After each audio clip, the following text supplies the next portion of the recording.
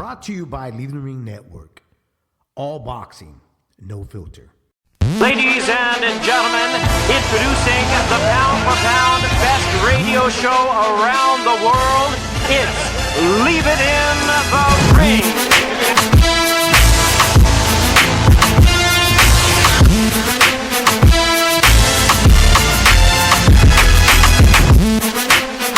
Hey, welcome back on Leaving the Ring here. Your host, Dave Duenez. Wherever you are, Las Vegas, Los Angeles, in the Valley, New York, or even Midwest, doesn't matter. I'm pretty sure you're probably as pumped up as I am. Finally, we're going to get it. Goliath versus David, or is it the hyena versus the wounded lion? Saturday night on Dazn, Canelo enters the ring against the big crusher Kovalev. I don't know about you, man, but this fight to me is up in the air. I see a lot of folks are picking Canelo, rightfully so. He has been on a winning streak. He has improved. He has actually gained that confidence in being the 160 pounds, but now he's venturing up into the 175-pound division. We have a lot of stuff here to talk about on Leaving the Ring. I'm going to break it down, give you their pros and cons between the two before they step in November 2nd. I tell you, there's a lot of stuff to look at. On paper, off paper, what they've accomplished in the ring, and maybe some trouble outside of the ring could play with their mind and strategy on Saturday night, November 2nd, on Dazn. Well, first, let's go with this. The obvious is, obviously, right? Kovalev is the bigger guy. Sergey Kovalev, the crusher, is the bigger man. He's the more natural 175-pound fighter. He's 6 foot. He's got a long reach. This guy is known to drop his opponents with a beautiful jab that he throws, and he's got a crushing right hand. But what is his Achilles? Well, some are going to say he doesn't like it to the body. And as myself and many other folks have said, who does? Who does like it to the body? You ever been punched in the side of your ribs or in your solar plex? You know, it's not a fun feeling. Trust me, it's not great. Even if somebody gives you a nice punchline and shuts you up on a bad joke, it's not a good feeling. So I think positively, anybody that gets punched on the any side of their stomach, it's gonna give them that ouch factor and make them rethink what they want to do. So we already know that. I believe both guys, because I mean, even when Gennadiy Golovkin got in with Canelo in the first fight and second fight, when he did touch that body, he didn't like it as well either, Canelo, you know, as likewise as Gennadiy Golovkin. So here's the thing, okay? And, you know, Andre Ward obviously proved that when you go to Kovalev's body, it's going to slow him down. But if you go to anybody's body, it's going to slow him down. But let's just go with that, okay? Andre Ward was able to get to Kovalev's body successful in the rematch, and he was able to shut him down. Now, some of them were below the belt, but some of them were on the belt, and some of them were in the midsection. And it took out a lot of steam out of the punches of Kovalev, right? But here's the thing. Canelo being 5'8", is not your real pressure fighter. And I've mentioned this numerous times in other episodes of Leaving the Ring. He's one of those guys that enjoy sitting back and allowing you to make mistakes so he can capitalize it. So my question is even with Kovalev being the taller, bigger man who you would think is going to be the pressure fighter, well, Kovalev still, not Kovalev, Canelo still got to figure out how to get to the body if Kovalev comes out strong and establishes a jab. How does he do it? Well, he's got to apply a little bit of pressure. He's got to come forward just a bit. You know, being the shorter guy, if I was on his team, I would obviously make Kovalev come to me. I would tell him to hang back, hang tight, relax, allow Kovalev to be first. When you make him first, he's going to commit. And then when he commits, then you start, tagging upstairs, make him raise his hands up high, make him believe that you're going to headhunt the whole night, that the body strategy is out the door, and then slowly start working at those body shots. But like I said, going into the mouth of the lion, who may have a loose tooth is still very dangerous. Very, very dangerous. And that's a territory that that Canelo hasn't been yet. Because, facing the best at 160, you're jumping up 15 pounds. And you're jumping up on a guy that really, some thought he was on his way out. But either way, he's a dangerous, dangerous puncher. The last thing that goes for a puncher is his punch, right? So I have a lot of questions in that. Is how does he get to the body?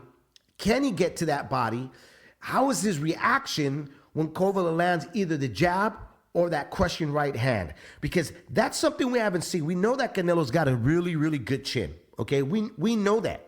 From 140, even though he was rocked by Jose Cotto, Miguel Cotto's older brother, but I think that had all to do because, he's draining himself. The kid's always been a naturally big guy, But I'll get back to that. But 147, we know he had a good jaw. 154, we knew he could take a punch. But 160 was the air wasn't clear yet. Remember when he went up and he decided to fight Miguel Cotto, who was the LIITR middleweight champion, taking away that title away from Sergio Martinez. Cotto didn't really test for us, for a lot of us. He didn't set the bar on whether or not Saul Canelo was a true middleweight. And even his handlers didn't believe that yet. So that's why they opt giving up the LIITR title and they left Gennadiy Golovkin hanging for a bit, waiting for his time. Then he finally gets in. He gets in with Triple G, who's the big puncher at the middleweight division, and he gets clipped. And guess what? He took it and he shook it very well. So I think going up to 175, that's unknown territory for myself, who likes to analyze the sport, as a fanatic, as you guys as well, who tune in and listen to Leave the Ring. We have to find out, which we would find out within 3 rounds, can he take Kovalev's right hand or even left jab as well as he's done to other middleweights, right? Like the way he took Danny Jacobs' right hand. Triple G, who I just mentioned, he took him well. He was able to absorb the power and then return it with his own counter punches. His reaction was in split seconds, which you want to see in the fighter you're betting on or the fighter you're looking at to see whether, let's see if he can do well. Does he belong in his division? Well, that's the same scenario here when he gets in with Kovalev. Can he take that true 175 punch that most guys, remember this, now most guys, Anthony Yarde was actually more of a cruiserweight. Might have gassed out, but eventually the power of Kovalev came in effect. The pressure of Kovalev came into effect. The boxing skill of Kovalev came into effect. Yarde absolutely didn't have the experience level that Canelo or Kovalev had, right? But he had the size. And he was able to hurt Kovalev, which I don't think any of us are going to be astonished. I think the only ones that are kind of like thrown back is when we hear, fans and media pick Canelo by KO over Kovalev. I don't see that happening. I see it, if anything, is going to go all the way 12 rounds, championship fight. You know what I mean? That's what I see. But Yarde was able to keep Kovalev off of him for a bit with his power. But it was, treading slowly, Kovalev was able to get himself back into the fight, establish his jab and his power and his IQ in the ring, and it took over. So there's things you can't take away from Sergey Kovalev at all. There's things you can't overlook. My question would be, here's the thing. My question is, I'm not going to say how serious is he about this match. Obviously, this is a very serious match because there's big money involved. It's a big fight for him in a way that Bernard Hopkins seized the moment when he got into the middleweight tournament that was offered by Don King and facing Tito Trinidad. he took it very serious. You know, he didn't take it as a guy that was coming from 147, who was dominant with crushing power, and then comes 154, shakes the world up, then jumps in and gets William Joppy and knocks him out in great fashion in 5 rounds. And he didn't look at it like, well, you know, this guy William Joppy wasn't that great. I should be able to beat this guy. No, he analyzed Tito Trinidad. He watched him. He understood what he was up against. And I'm getting that sense Kovalev is in that same position, should be in that same mind frame. I know what I'm up against. I'm up against a superstar. I'm up against the promoters. I'm up against the network. My wall is against the back. And there's nobody really backing me up. I have to follow through and I have to accomplish only what I can get done, which is putting hands on the superstar and stopping them and making sure that the judges see, if it goes 12 rounds, a sided fight for him. Okay. So what does he bring? Let's backtrack a little bit because I think I'm just rambling away here a little bit. But so what does he bring? His height, his power. He's not the fastest cat in the world. You can't say he's super quick, but I think he has moderate speed. His speed is just enough because, you know, what he does very well. He does very good. If he didn't, Andre Ward wouldn't have had trouble with him with the first fight. Andre Ward was able to go back in the rematch and adjust and kind of see what he needed to do. I remember when that fight was announced, after the fight happened between Kovalev and Ward in that first fight, I had Kovalev winning that fight.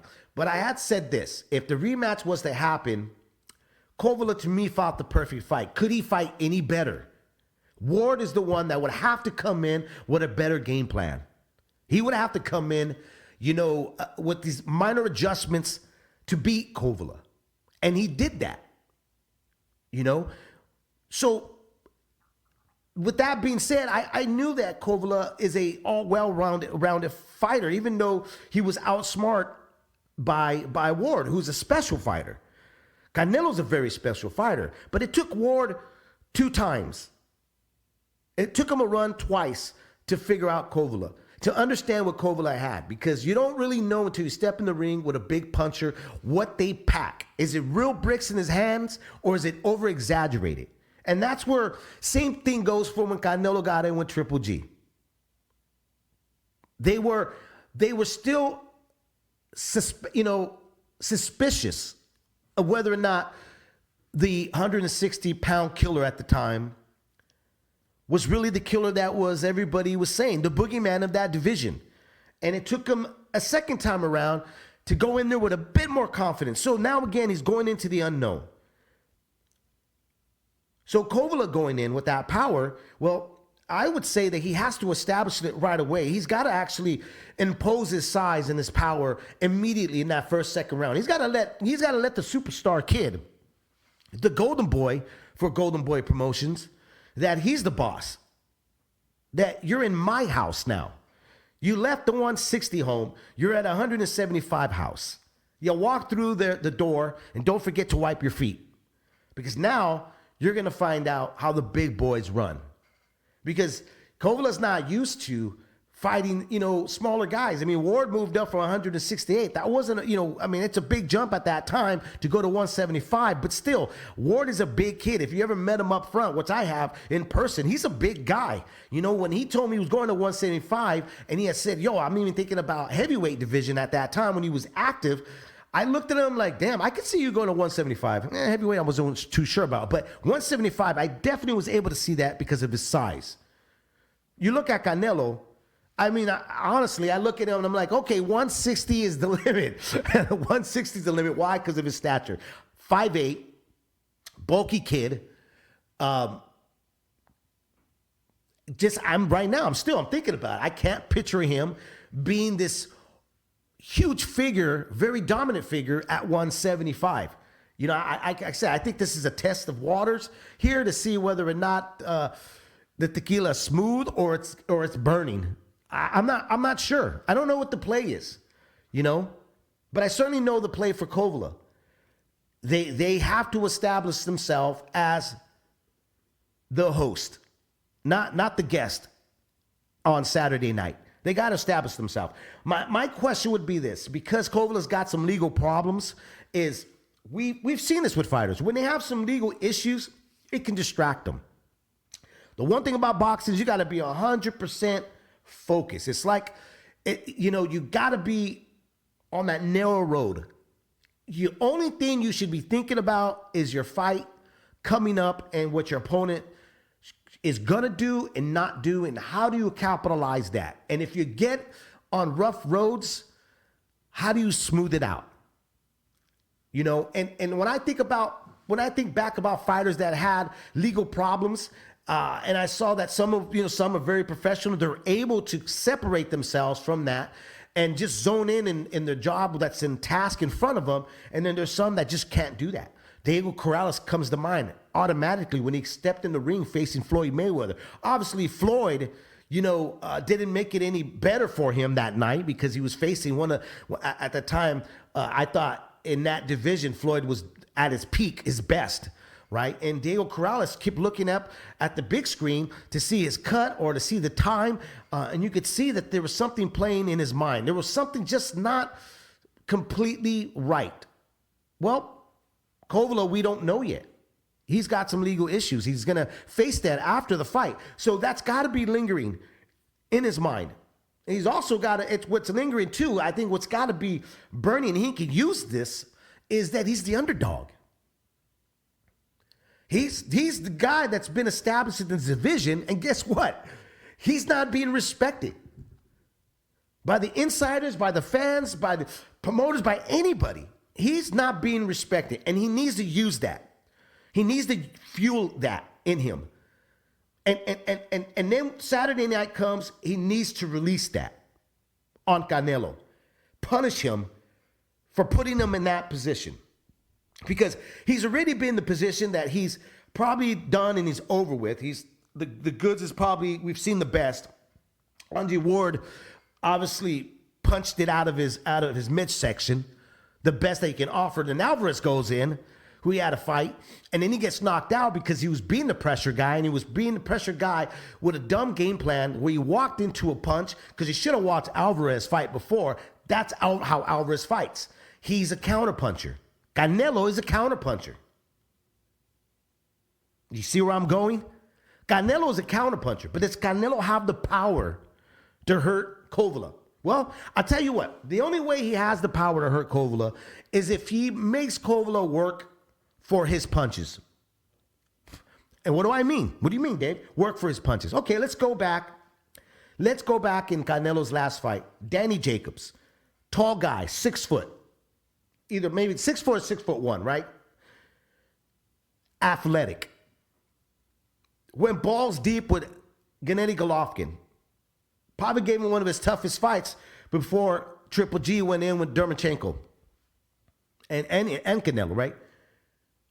But what was Canelo able to do at 5'8" against a 6 foot guy? Well, he was able to nullify Danny Jacobs' jab. He was actually able to make Danny Jacobs hesitate in sitting down on punches and letting his hands go. Can it be the weight maybe finally caught up because he's a bigger guy and making weight's been tough for him? That could be a lot of things. But what you can't take away is what Canelo's improved, his head movement. How he slowly inches his way in the pocket and how he slowly takes away your confidence. He's more an elusive fighter than we've seen any Mexican fighter in a long time. Jorge Paez is one of the guys that comes to mind to me, for me, was a great defense whiz, but wasn't,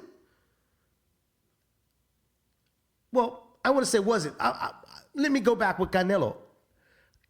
Canelo, to me, has shown that he's developed and he's more polished than what we've seen, in the lower weight division. The lower weight division, he was struggling, making weight. He had to chase down some of his opponents because they were movers, they were boxers. Now he's moving up, and these guys are bigger. And you know what? They want to impose their size. Danny Jacobs' game plan was to box Canelo. And guess what? He couldn't do it. He looked puzzled in the rings at times facing Canelo. Canelo's head movement really had his eyes, of Danny Jacobs' eyes, searching for the target. And when he couldn't find it, you saw the will just kind of drift into the crowd. And Canelo took over. So that would be my thing that Canelo needs to make Kovalev do, is allow him to be the pressure guy, allow him to come forward, and you just use that beautiful head movement. And then little by little, you touch that body. When he throws that right hand, you throw a left hook to the side of his ribs. When he throws the jab, you jab underneath his jab to the midsection, to the solar plex. You just slowly chip away that iceberg and watch it melt. And then when the 7th and 8th round and 9th round come around, then that's when I would advise my guy, okay, let's start putting a little bit more pressure. We made him miss, and we all know this. In boxing, when you don't land on your target, you're exhausting fume.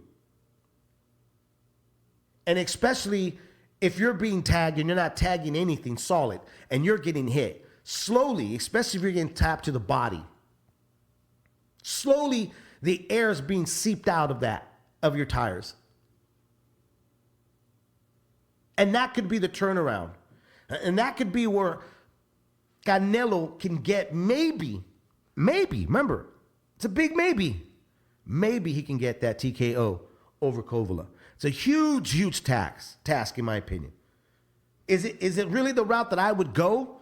Allow Kovalev to look more in control for 8-9 rounds, and then you slowly hope, it's the big gamble, that when you decide to put real pressure on him, that huge mountain just crumbles, avalanche down to the canvas. I'm not sure I would want to do that, because you're leaving it on the judge of hands. And I know a lot of you guys will be like, well, if it goes to the judges, Canelo, successful, blah, blah, blah, blah, blah. But you know what? That's not always the case. Oscar De La Hoya lost the decision in Vegas. Pacquiao's lost the decision in Vegas. So that's not always the case. I just wouldn't bank on, giving rounds away to make a guy miss, which I think would be the smart move in Canelo's part. But if you really want to solidify that you look good at 175, you're going to probably have to play a little danger game, which is dare to be great. And to be honest, Canelo has never had that killer instinct. Canelo is more content in winning. And I think that's why it took fans to kind of, get butter up by him. Because especially Mexican fans, Mexicanos, we want our warriors to go out there and, have that seek and destroy mentality. That Azteca warrior mentality. Go out there. Leave it in the ring. Don't leave it to the judges. Leave the deciding moment in that ring. And Canelo at times look at the Danny Jacobs. There was a lot of folks that were bored with that fight. They were like, man, this fight was boring. He didn't really try to apply any type of pressure. He was content making Danny Jacobs miss. He was content outboxing him. So that's why I say I don't see Canelo going for a TKO over Kovalev. I see him in and out of the deep end of that division, and especially in those rounds, and being content that he's able to make the big man miss, and he's able to tap him here and there, and win a relatively boring fight, if maybe, if Kovalev allows him.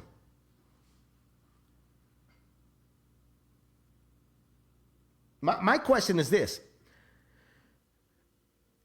If Canelo decides to go into the mouth of the lion and attack the body with pressure style, with Mexican style, well, does Kovalev have the legs to box?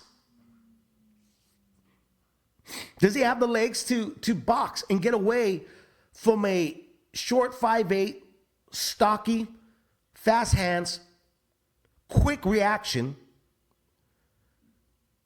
experienced fighter? Does he have the legs to maintain that, to stay away and box? I don't know. I also don't know, can Canelo do that with a bum knee? He's had an operation on that knee. Is that something that's been asked? I don't know if anybody's asked Canelo, if given a chance. I mean, in media, has anybody asked, how's that knee doing? How is he going to react when a bigger guy leans on him, puts a lot of pressure on him? Will that knee allow him to be the mover in this fight? If Kovalev decides to say, F it, let's go for it. Let's make this a war. Let's go blow for blow, buddy. This is a knuckle game, right? Can Canelo afford that? Can he keep the bigger guy off with a knee like that? So I think both of those guys have to answer questions on that night. And whoever implicates a game plan. I mean, my opinion is, if I'm on Kovalev's team, which Buddy McGirt told me in an interview, he don't watch tapes. Doesn't watch any tapes of Canelo. Which, running off of memory, you've got to watch Canelo's fights, right? And you got to notice that Canelo doesn't do well against boxers. Erislandy Lara, Floyd Mayweather, when Gennadiy Golovkin decided in the second half of the rematch to box, Canelo doesn't cut off the ring very well. Why? Because he's a counterpuncher. Like I mentioned, he's a counterpuncher. He's a natural counterpuncher. So I sit back and go, well, if you really took note and you noticed these things, then that may be the route you want to go. You'll make Canelo get out of his comfort zone. Kovalev, as he did against the rematch against Alvarez, which was he boxed outside. He made the counterpuncher dance to a tune that he doesn't like to dance to. And he was able to get the win. Does he do that with Canelo? Does he make the natural, smaller, stockier counterpuncher dance to a tune he doesn't like to dance to? That's the route that he should go, to tell you the truth. Kovalev should obviously stay in the outside, use his reach, jab, jab, jab, take a step back, allow Canelo to counterpunch air and get frustrated. Allow Canelo to make those mistakes. You draw him in. That makes Canelo go, okay, shit, I'm not landing anything. Gets over anxious. And when your fighter gets over anxious, guess what? He makes mistakes.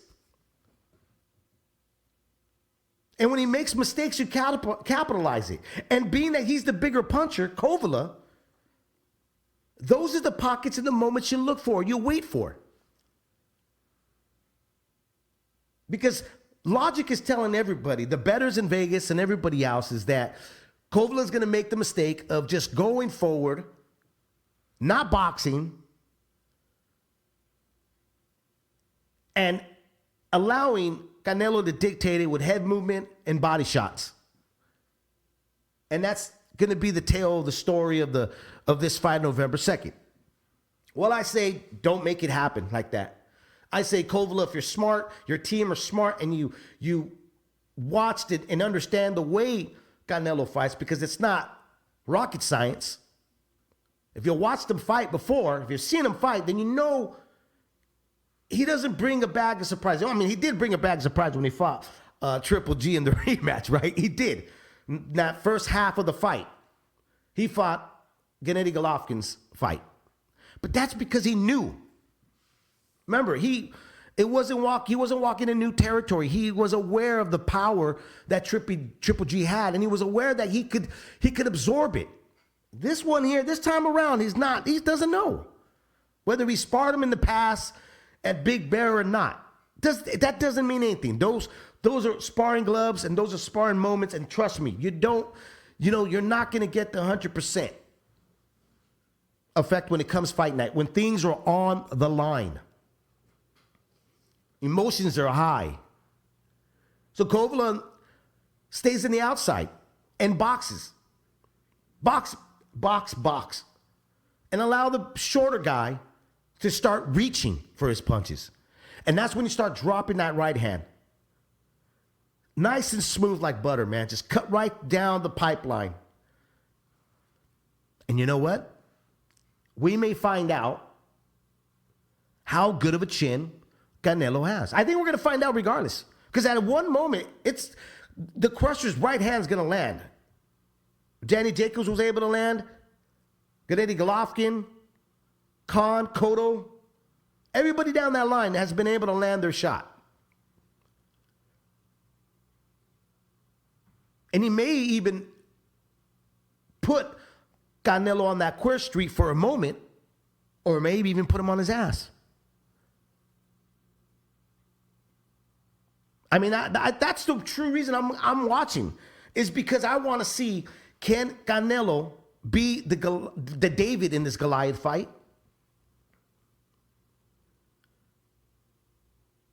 Or is this another scene of the little guy can't beat, the good little guy can't beat the good big guy scenario? Is this going to be a Mikey Garcia jumping up and facing Errol Spence? And I know a lot of you guys be like, oh, Errol Spence is pound for pound is the best, this, and that. Shit, man. You know what? I don't know why so many are writing Kovalev off. I don't get it.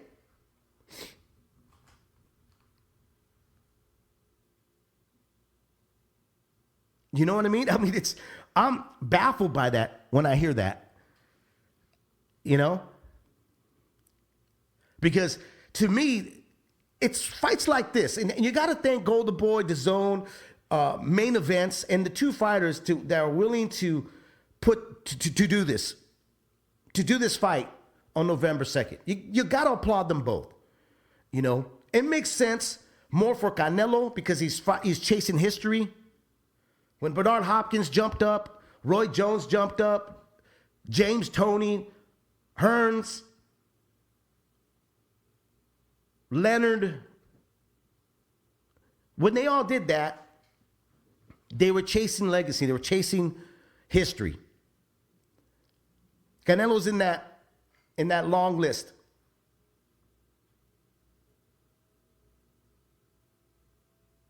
His size obviously is played in very well because, like I've said before earlier, and even on this show right now, is that he's a big kid. At 140, 147, 154, I used to say, man, this guy's frame is not fitting those smaller divisions. He doesn't belong in those divisions. He belongs in the heavier division. Maybe maximum would be 168. 175, we're going to find out if it's a stretch. 175, we're going to find out whether or not he can do it. How comfortable and how fluid does he look at 175? And he even mentioned other fighters in the 175 division. Shouldn't even be brought up at this moment because we don't even know how Canelo's going to look. And even if he's successful, is this a one trial deal and go back down? I don't know. That's why I'm intrigued. Very intrigued. Does he do, like I said, going back with Mike Garcia, does he go up and then we just go like, shit? He felt the power of the crusher, the way Mikey Garcia felt the power of Spence, and stayed on safety mode, survive mode. Then he box. Then he gets boxed enough to stay up and not leave on my back on the canvas. Or do we got to fight? Most of us are hoping that we got to fight because if not, there wouldn't be so many folks that are writing out Kovalev right now. a lot of folks are looking at Canelo as the hyena circling the lion, a hurt old lion, half-blind lion, missing teeth lion, right? I still think there's a lot of growl and a lot of scratch in this lion, though, enough to keep an intruder out of his house, the 175 division. So let me recap it really quick. What do I believe should each guy do? Well, Canelo, you fight your fight.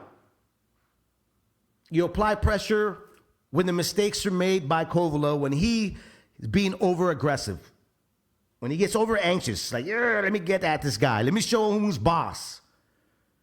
And you capitalize on that by making a miss with that beautiful head movement that you have shown us in the Triple G fights and Danny Jacob fights. And when he misses that big right hand, well, you whip that left hook to the liver and make him rethink and adjust. And then when you see him start gasping for air, and when you see Kovalev drop his hands, then that's when you start going to the head. Attack the body, the head will fall. Is the same, right? But let's say that you feel the power of Kovalev. Well, then you revert. You box. You stay out, and you become choosy, and you go in that survive mode. Try to make it to the end of the line. Make that victory lap. Kovalev, what does he got to do? Two things.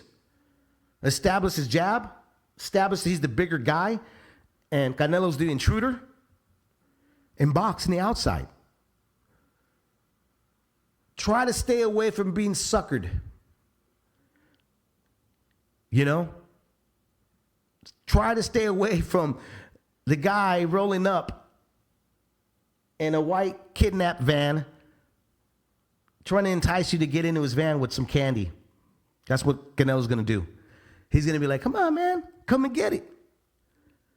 I shouldn't be here. I'm 158. Come and get this cinnamon bun. And I don't think he should take that bait. I think that he needs to box smart. Also, don't look for the target, meaning don't look for the head. Jab to the chest. Jab to that chest. Because the head will move, but the waist will stay still. And then when you occasionally have him moving that head, then say, F it, go to the body. That's your opportunity to land your body shots against Canelo. But box. Box. Stay on the outside. Make Canelo dance to a tune he doesn't like to dance to. Make him search for you. Allow him to slowly get frustrated. And then when the moment's right there and ready for you, when he's thinking about stepping forward, you release that right hand, the questioner, that's been dubbed the questioner, and bang. You never know. You might get him to go night-night. You might give him that night-night juice. I'm telling you, man, I'm really pumped up about this fight. I'm really am. The more I think about it, the more I have frames of what's happening in my mind, the more I'm like, God, dude, this could turn out to be a really, really good fight, or this can be just a straight dud, the way Mikey Garcia and Errol Spence turned out.